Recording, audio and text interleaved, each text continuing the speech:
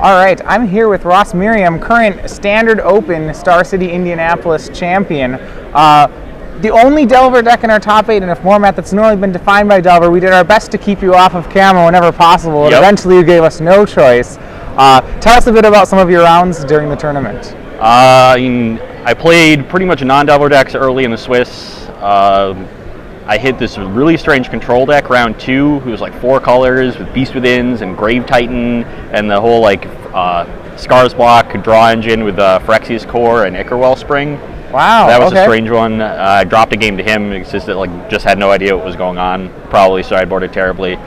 Towards the end of the tournament, I hit like 3 straight Delver mirrors at the end. So that's probably why we didn't see much Delver. It's just like the pairings worked out, and maybe some of them lost late as well. I know Gerard Fabiano was in contention until like round 9 or so. He was my one loss in the Swiss, round 5. I was pretty excited to find out I was the only Delver deck in top 8. I thought that meant that I was a pretty heavy favorite to win because Delver's insane and you should be playing it. But the zombie matchup I was not excited to face in the finals, and he just rolled me game 1. Games 2 and 3, my draws were pretty good. I drew my 1 sideboard purge both times, hit my 1 batter skull in game 3. You flashed the purge with the camera at that point. I know we were looking at your sideboard with I was a 13, had 13 different cards in the sideboard. 11 ones. 11 one. I was a couple two ofs. We liked it. Was it game 3 came through with a misstep and the purge right on curve to get him. Yep, and the 1 batter skull at the end. And the 1 batter skull. Mainly just played that to play around guess verdict for my angel, but at that point, I knew he didn't really have anything. Yeah. So you were playing Delver.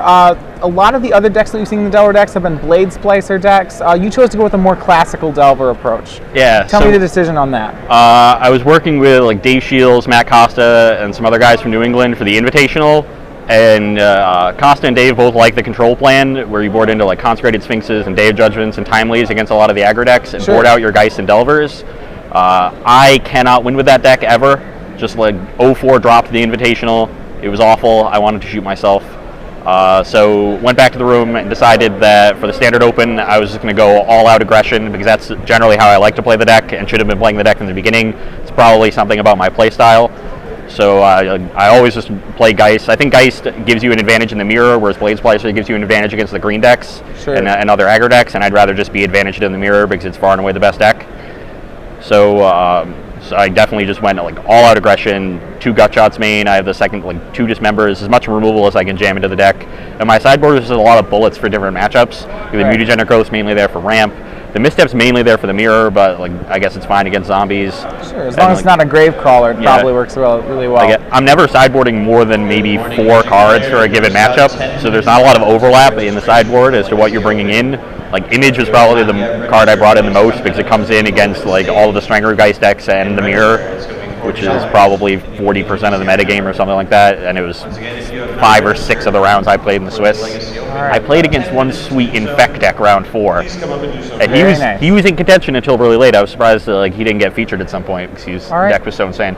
Well, congratulations again on winning. I'll give you 5 minutes fame. Any shout-outs before we send it back over to the booth? I guess I should give shout-outs to guys back in Connecticut, Justin Bransfield, testing partner, probably the reason I can play Delver pretty well. The guys back at Ice Imports, Eric and Danielle, the owners, they definitely support me whenever I'm going on these trips, so shout-outs to you guys. Awesome. Congratulations again. Thanks.